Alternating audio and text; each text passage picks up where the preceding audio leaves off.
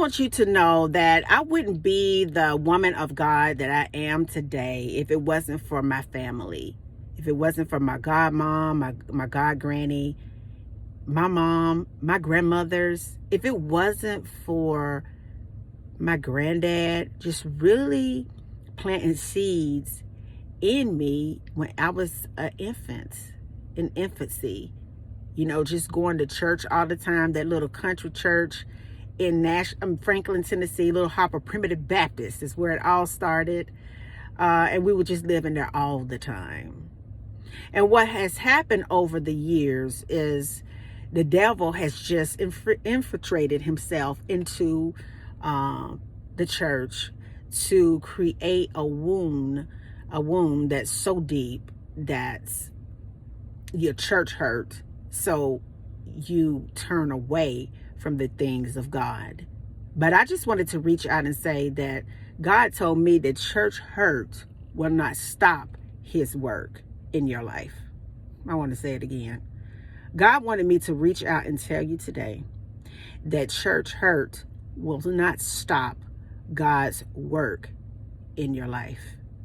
I want you to understand that we never would have had the 10 Commandments had Moses not been off in the wilderness praying for 40 days and 40 nights. We never would have experienced Jesus and his anointing had he not gone up into the wilderness and fasted right after he was baptized for 40 days and 40 nights. We would never have gotten the book of Revelations if it had not been for John being put into exile for the rest of his life. I want you to understand something, baby, that you may have been hurt in your church, but that ain't gonna stop God from working in your life. I want you to understand that God does his best work. Come on, somebody.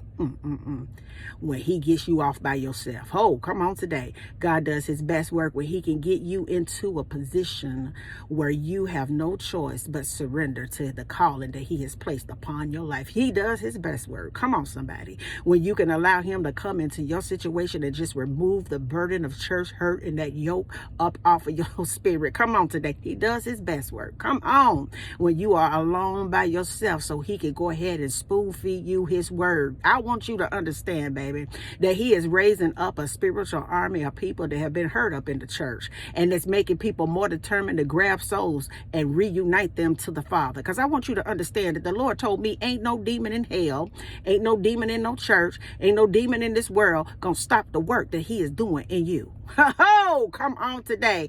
The devil may have thought that he could use this and that to get you outside of the will of God. The devil may have thought that he could use this and that to get you to stop believing in God. The devil thought he may have used this and that to get you off course where you would never return to the way of God. The devil thought he may have used this and that to get you just outside of everything that God has for you. But I heard the Lord say that I'm raising up a spiritual army that's out here in this world that people don't even understand or don't even know exists. God is telling me today that he is raising up people, come on somebody, that's been hurt. He's raising up people that has been afflicted. He's raising up people that have had some deep wounds, honey. The deeper the wound, the deeper to God you go. Come on somebody. The deeper the wound, the deeper in God you go. I want you to understand something real quick, that God is developing a spiritual force of nature through his sons and daughters in the wilderness.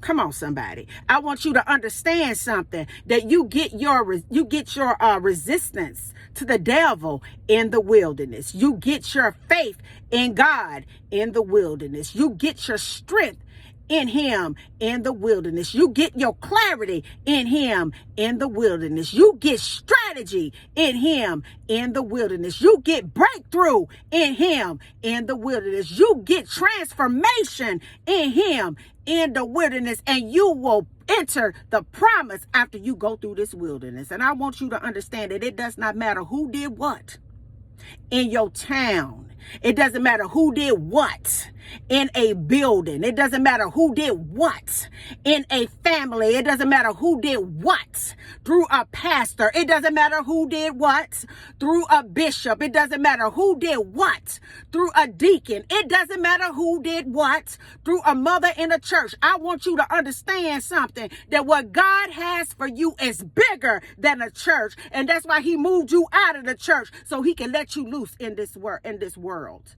in this earth. Come on, somebody, today.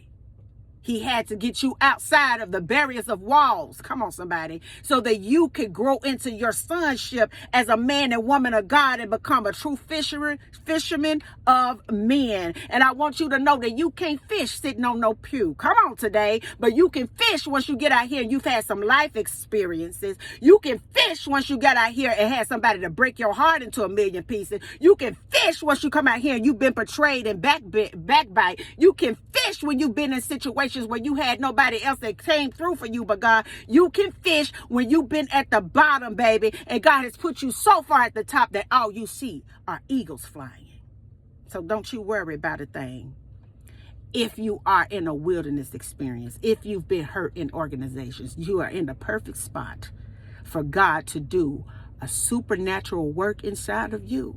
Because what they may have done, come on somebody, in the church will never stop God's work in your life. And until the next video, guys, peace, because I still be believing. You know I do. In you. Bye now.